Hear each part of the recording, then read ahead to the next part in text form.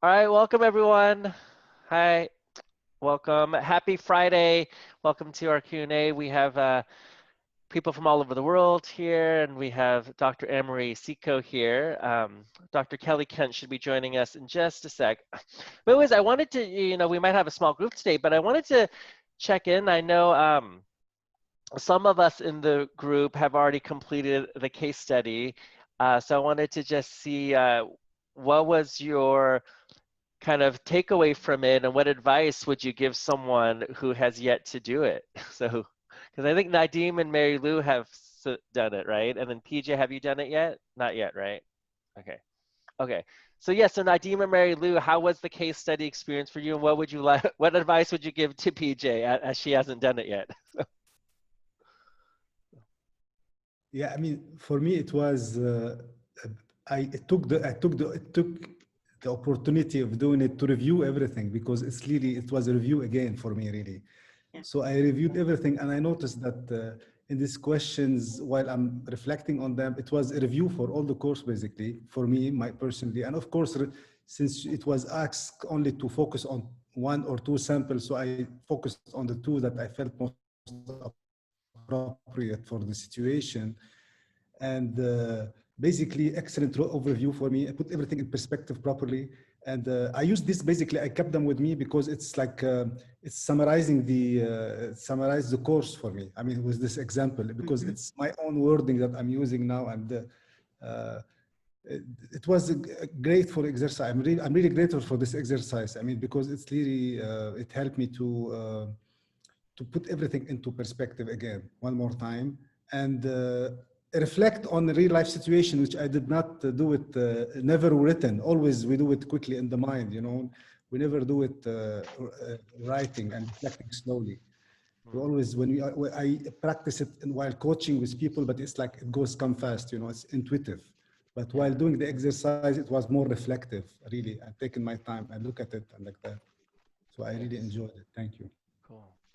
Thank you, Nadim. And I think Nadim brings a great point too. I mean, PJ, just so you know, the case study, it really is, we explain a real life coaching scenario of a client, and then you apply, you just you talk about what's the coaching application, what's the content you may share, what's the context, which is why you're sharing it, and then client's understanding is asking questions to get the client's understanding.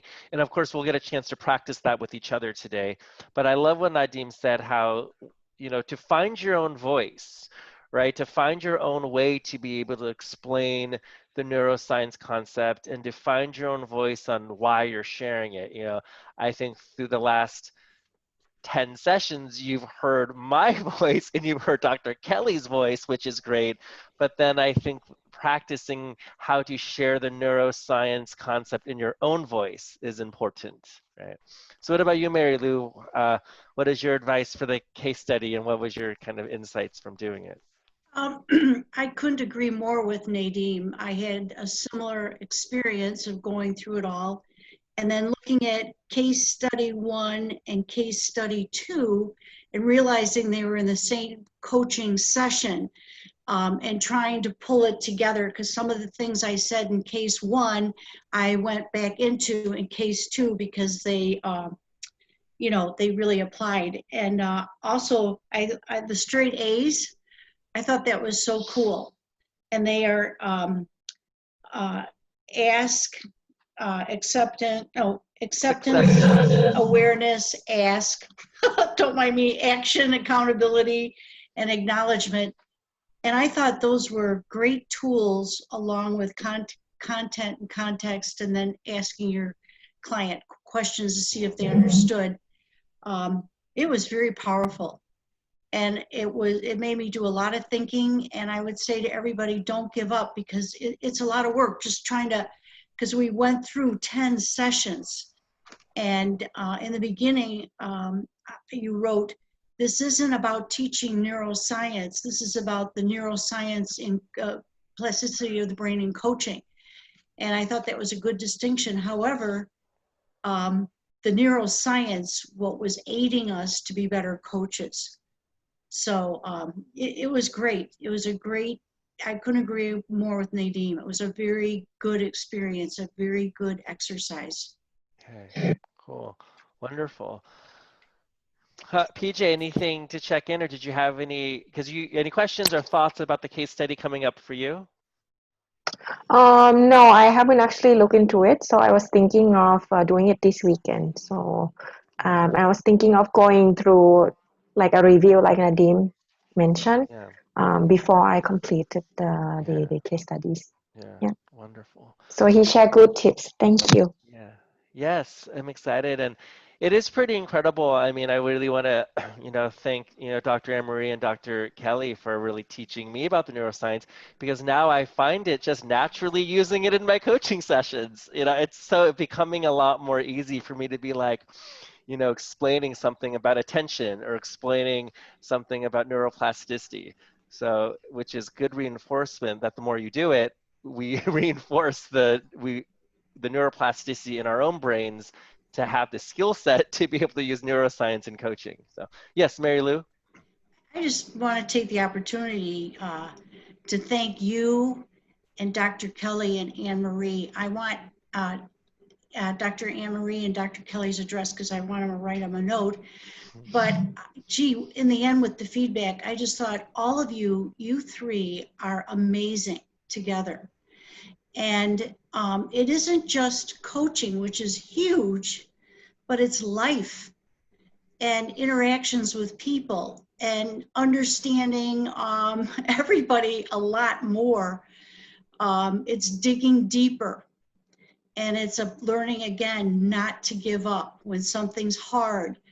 My grandkids have told me lately, because of e-learning and what they're going through going into the fall, that they want to give up. They're sick of it, blah blah blah. And I said, don't give up. You're learning a lot.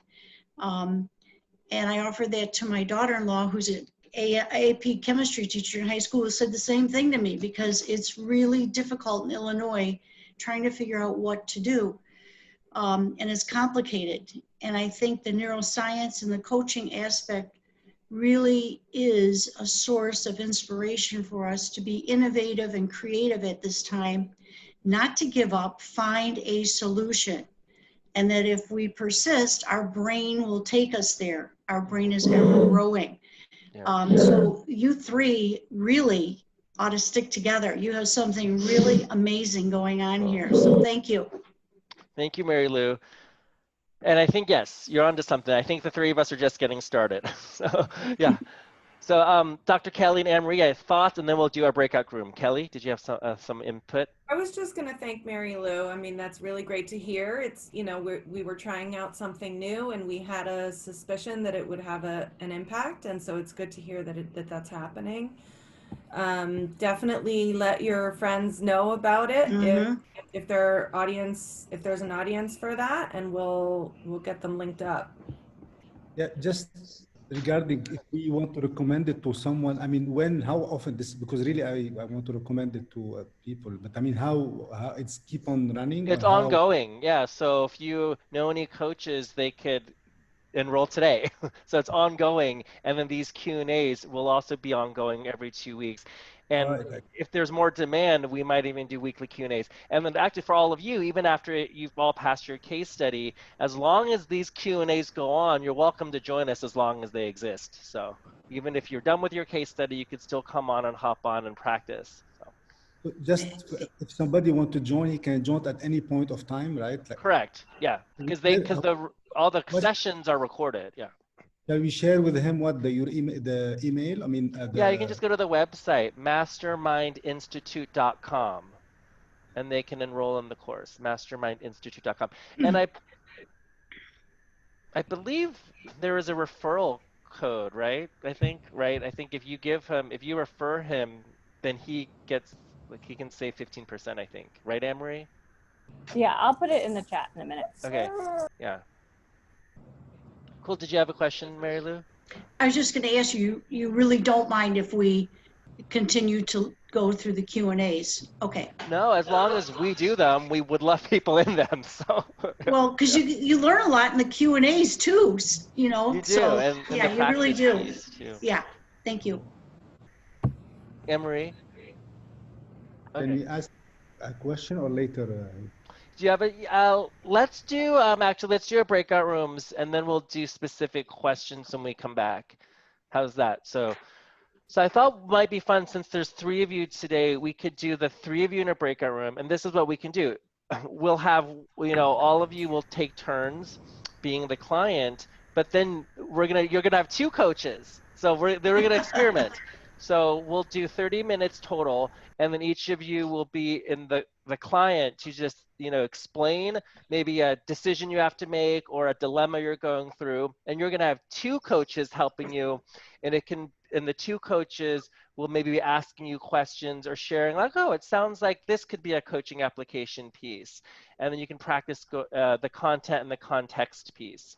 So it's we're going to try it out, but it's actually been helpful sometimes when I call this tag team coaching that I've done in my coaching class. So we'll do 30 minutes total. So each of you will be a client for 10 minutes each, and you'll have two coaches kind of coaching you around a neuroscience concept. And remember, you could have a discussion about, oh, it sounds like the coaching application piece here could be, negative bias. And then you go, and I want to share this with you. The content is that there's a neuroscience of negative bias because we needed it for survival. And the context I'm sharing with you is the why. It's because it sounds like you're tapping into your negative bias and you need to catch yourself doing that, which is your lizard brain acting up, and you need to really work on your prefrontal cortex, which is the logical part to manage your feelings. And the client understanding is, what are your thoughts on your lizard brain acting up? Or what do you think about, taking time to work on your prefrontal cortex to be more logical about your emotions? So does that make sense? So, because that's really the case study, which is, coaching application, content, context, and client understanding. Yeah, so let's break for 30 minutes, 10 minutes each, and you're gonna have two coaches kind of tag teaming on you. So let me do that breakout room right now.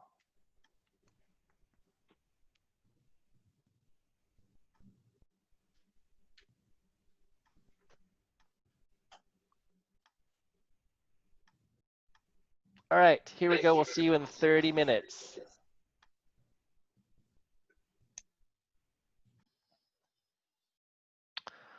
Okay, welcome back, everyone. You're all smiling, so that's a good sign. So let's take the rest of our time to answer any specific questions you have about the neuroscience, and then also let's share what you got out of the last breakout session. So Nadim, did you want to go? Because I know you had a specific question too, so you Yeah. could do your question and share. I have one question regarding the social.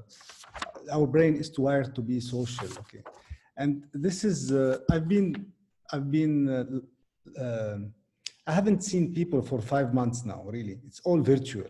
Really, and here I barely go a little bit to the office and come back, and I'm reaching out virtually only in the world, and I'm not seeing anyone. And I just was, I always before I'm a coach, and I used to love coach. I didn't like to coach much on online. I always coach real. I have my coaching place where always I love to see people when I have a meeting, I love to see people, to meet with them. And of course, when the COVID started, I felt like, okay, I have no choice. We have to go virtual like everybody else. However, I feel there is something missing, even though we are interacting with people. My question is really, our social brain really work, even though without physical being present to each other? Can it really work virtually? I mean, I'm curious about it because I feel there's something missing. Of course we know, but it's like, I don't know how about the brain work with only the virtual things. I don't know if you can help me with that, Kelly. I have no. There isn't a ton of explicit research on that, but there probably will be very soon. But we do know that the reactions that happen in our brain from social interactions, like we've talked in the course about mirroring and activation around when you're interacting with people, it's much greater when you're in person than it is via video. So there are studies in children learning language And there's lots of evidence that they're better able to learn a language from exactly the same set of interactions, but with the person modeling the language in person, then they learn it better in person rather than on video. And so, and we just have evidence that there's much more activation from live interaction with people. But that said, there is interaction from video. It's not nothing, it is something. And so it's what's important is to recognize that, take advantage of it, and then to try to compensate in other ways. So I think that's really, nothing about this is ideal. We do not want this to be our permanent. It's not healthy. It's stressful. It's isolating. It's definitely a brain unhealthy pandemic. There's no question. But we don't have a choice right now. And so then the question is, how do you build up some opportunities to buffer and be resilient? And then that's where the work is. So you do interact virtually, that's important, but phone calls, maybe doing some of the old writing, interacting with people, you know, enhancing the social opportunities, however that comes for you is an important thing. And then also to honor that there's nothing normal about it, and also it's not healthy. So how do we take care of ourselves, right? Like actually, you know, do the work of self-care intentionally every day, whatever your self-care routines are, but to just give yourself extra resilience opportunities into your daily, because this is just, you know, until it's over, it's going to hurt. That was good. That was very helpful. I felt really stumbly, so thanks. No, that was really helpful. Nadine, are you done, or do you need to go on some more? No, please, no, go ahead, please. Okay, so my question is, with all that we've learned, a common question is, what do we do? How are we equipped to deal with prickly people? People we may be coaching or in life, whatever. How do we, they get under our skin, and it upsets us. They get under our skin and it interferes with our work. How do we deal with that, especially now? Because there's so much negativity. How do we deal with that? And are we capable of doing that now and being effective? Any thoughts? Prickly people, people who are arrogant, rude, you know, and we go right into the lizard brain, and then we're trying to stop and move it to the prefrontal and have a proper response, a respectful response. I don't know. Are we capable of doing that? Especially what Dr. Kelly just said, that it's such a weird time, and it's emotionally straining. Any thoughts? I'll just pick up where I left off, which is that if we're experiencing it as difficult, so is everyone else, and some people probably a lot more difficult than others. And so I am doing my very best to be more forgiving. And it is not easy, but I'm really trying to do two things. One is take the perspective of other people and try to imagine what's going on that's giving them permission to treat me like this in this moment, because it's clearly not cool. So what is giving them the idea that it is cool? It must be that there's hurt happening for them, or there's got to be you know, usually maybe this person in particular would never talk to me that way, or whatever it is. Or if it's someone you don't know, you give them the benefit. So I'm working on perspective taking big time so that I can give them more space and be more forgiving. But then two, I really think that this is that time in our life where we have to practice that attentional control stuff. So it's emotional regulation, but you can do it through mindfulness practice or other means of practicing controlling your attention. I think is a really good commitment to make at this time. It's always good, but it's really good now, because one thing that can happen is we can ruminate about these stressors that are bothering us and why did someone treat us this way or talk to us this way or and it's not that that's not right or wrong, but it's just that it's taking up cognitive space that is undue, it's disproportionate. And so how do we take back some control of that and not let everybody's burden become our burden is, I think, to really practice attentional control, which is mindfulness practice, So essentially. does that mean that when I'm coaching and I know I'm going to be coaching that person and it comes up, that I have to practice with them that discipline of attentional control and keep on coaching and not let that interfere? Just keep on working on that until it becomes an art, even though it's not my favorite thing, but just that I should be grateful because I'm really learning something very important, correct? That's how I can deal with them in coaching. I'm going to let Hayden and Anne Marie jump in because my daughter came and talked to me Okay. right in the beginning. Yeah. But what I'm hearing is, yes, practicing Okay. that is absolutely, I mean, we know people like that, right? Don't you know people Yes. who are really good at like ignoring the little stuff? Yes. I always envy that. I'm like, how do you just let it roll off your back? And it's through practice. Thank you. But I'll let them jump Yeah, in. I just Okay. wanted to add to Mary Lou that she's halfway there already by just recognizing that it's bothering her and not getting really upset about it, or at least realizing that you need to engage the prefrontal cortex. That's a skill a lot of people can't even get to. So just to encourage and acknowledge that you are doing the work that's difficult. Thanks, Anne Marie. And I want to add, in terms of the coaching piece, it's actually twofold.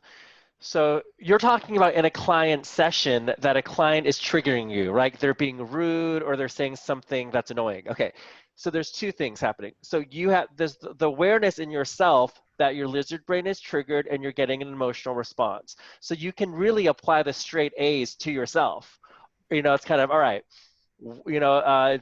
Acceptance that they're being prickly, right? And then awareness that you're getting a response, and ask yourself, how do I want to deal with this?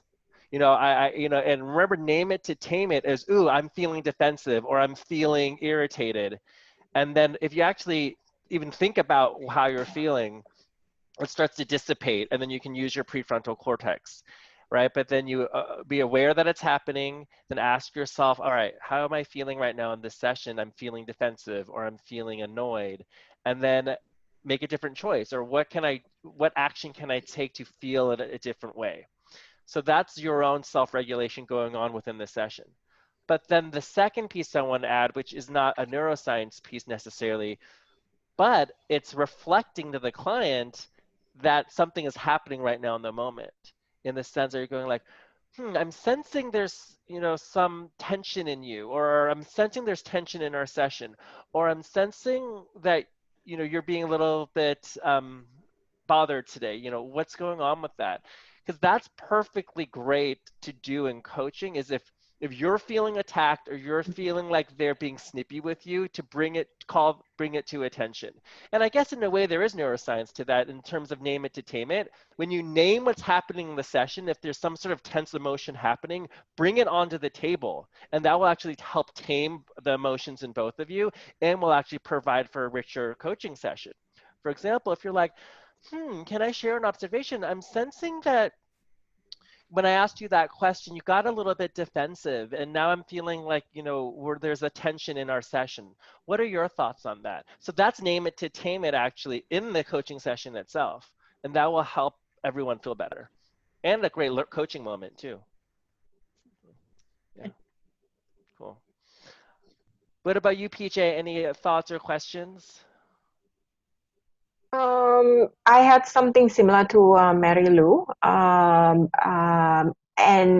it happened to me in one of the session with the clients, but the person wasn't able to pinpoint what was bothering.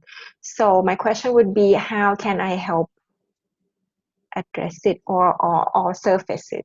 Hmm. Yeah. If you Well, have that's any a, tips, yeah. well, that's a great question. I mean, in terms of the coaching, I mean, I don't know the neuroscience piece, but in terms of the coaching, if a client we want to meet our clients where they are. So if they're having trouble pinpointing what it is, then we explore what the experience is like that they're having trouble pinpointing it. Like that's it. Like you don't want to force them to come up with an answer. We explore, oh wow, so what I'm hearing from you is that you're having trouble pinpointing what's bothering you. What's that experience like? What emotions come up for you that you really don't know what's bothering you, right? So you explore that rather than try to force them to come up with an answer that they may not know yet. Yeah. And I just had another insight about a neuroscience piece. There's name it to tame it, and what else did I want to say? I forget. It's escaping me at the moment. The reflective piece as well, time, downtime. That Well, there also is is. something Oh PJ yeah, could prescribe for her client, perhaps, is to schedule some time to let her mind wander, and she may have some insight, or he may have some insight there. yeah, definitely. Schedule time to do nothing and to just reflect. Let your mind wander. Leads to aha moments. But shoot, I was gonna say something about what Mary Lou said about a prickly client, name it to tame it. Oh, it escaped me. If I It's remember, I okay. will bring it up. Yeah. Um, gosh, what was it? I totally forgot. That's Anyways, okay. that's okay. So I guess we only have a few minutes left. Who wants to, just share the time that you all had together practicing? Did anything come up for you, or what was that experience like? If you have no other questions about content. Oh, any key highlight? Nadim, go ahead. Well, it was I had it was very, I mean, we really enjoyed the time spent together. I mean, I cannot I just It's was it okay. with yes, we had this we tried to introduce the neuroscience in our practice, but we got lost a little bit, honestly. We forgot Yeah. about, we were like more into our, not always bringing the neuroscience, even though I tried to bring two pieces of neuroscience in the coaching with Mary and PJ, but it was like pushing a little bit because the conversation was not maybe, I didn't feel really related. So it's like sometimes I feel Yeah. it's not, yeah. So, That's but great too. And sometimes you got to accept that not every single thing the client says has something to do with neuroscience. That's okay too. Yeah. yeah, I remember what I was going to say, actually. I remember what I was going to say. I remembered about sometimes if you have a prickly client and you have, like I'm saying, you need to address that there's some sort of prickly emotion going on. And for the coach, that's taking a risk. And remember, what did we learn about the neuroscience of risk? That you need risk in order for us to all be ultimately productive and the most successful. So if in your coaching session you feel like a little bit nervous that you want to address something, do it. Because if you don't address something, two things happen. You're not having an optimal session because your brain is the happiest when it doesn't know if it's going to succeed or fail. The brain is happiest when it's a little bit edgy and you take a risk, right? So that part is important, to take that risk, because that's how you set up your brain for optimal success. And the second thing is, what did we talk about emotional salience? Remember, if there's something happening and you don't address it, it's still on your mind. And then that detracts also from a productive session. So if you're noticing the client is being prickly or there's some sort of tension in the session, and you don't address it, remember, it's still in taking up cognitive space in your mind. So you actually need to address it to free it up, and then you can actually have a more focused session. Because if you don't address it, you're not being as focused and productive as you can on that session. So those are both important points. Take risks in coaching, because that's going to make a better coaching session for your brain, for your client, and for you.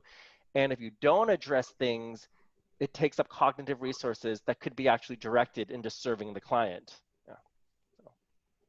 And actually, Nadim really did do a good job intercepting neuroscience where it fit more than he realized Yeah. with PJ and me. Nice. So he did a good job. Yeah. Cool. yeah, And PJ yeah. did a good job too. Yeah. Yeah. No, just Well, because thank I you. Go ahead. wanted to introduce neuroscience, so I was like focused on it. That this is Yeah. why I shared that. Yeah. Well, I love it, and let's recognize that in this particular situation in our course, we are forcing the neuroscience, and but like I said, you don't have if it doesn't apply to every single coaching session, it's Right. okay. But this is one of the many tools that we were learning in our tool belt. So Okay, one last question. yes. When you say slow down to speed up, can you just tell us again, what does that mean? Great question. So slow down to speed up is taking the time to breathe and then really think about how you feel and then think about what really is the next logical step and then taking action from there. So it is really just not just being on autopilot to take all these actions, but really be thoughtful about checking with how you feel, being thoughtful of, all right, what is the really next logical step, and then creating action from there. Because a lot of times when we're just like in our busy world, it's like we're just doing all these different things. But if you're not taking the time to take 10 minutes to plan your day, you're actually going to end up being less productive than if you just go about the day and do all these things. It happens to all of us. We're all very guilty of it. But, when you take the time to take the 5 minutes to meditate in the morning, take 5 minutes to look at your schedule, it will be 10 times more productive than if you just, oh my God, I'm running late, and then you're doing all these crazy things. So that's what slow down to speed it means. Slow down to be intentional about planning and even intentional about a coaching conversation. It's like take 5 minutes before the session about, all right, let me get into a good present space and then think about how do I want the session to go and then go into the session. So I always I'll try to just add do that. that from a neuroscience perspective, I think about that busyness is not a measure of productivity. And so for some of the conversations we've had, it also means noticing that when you're deeply focused on something, you're producing better quality work than when you're trying to multitask. And That's so it can true. Like feel like we slowing talked about down, but it's actually just producing higher quality. yeah, which reminds me of when we talked about the deep work of when there's something important to you and you really carve out time to, like 2 hours to just focus on that. That's also an example of slow down to speed up. You're much more likely to do great work in that 2 hours than if you try to just kind of do it randomly for a month whenever you felt, if you really slow down and focus on it. So, wonderful. Well, thank you, everyone. I recognize we're at time, and yes, if we put the promo code in the chat box, if there's anyone a coach who would love, they can, the class is open and live. It's ongoing. So any coach that the promo code Share the Love, they could put that in the coupon code at mastermindinstitute.com. We would appreciate it because we want to keep on spreading this to the world, right? So thank you, coaches. Keep up the great work. And yeah, have a great weekend. And we will see you soon. Cool. Thank you, Bye, everyone. everybody. Okay, Thank bye. you. Bye. Thank Bye. you.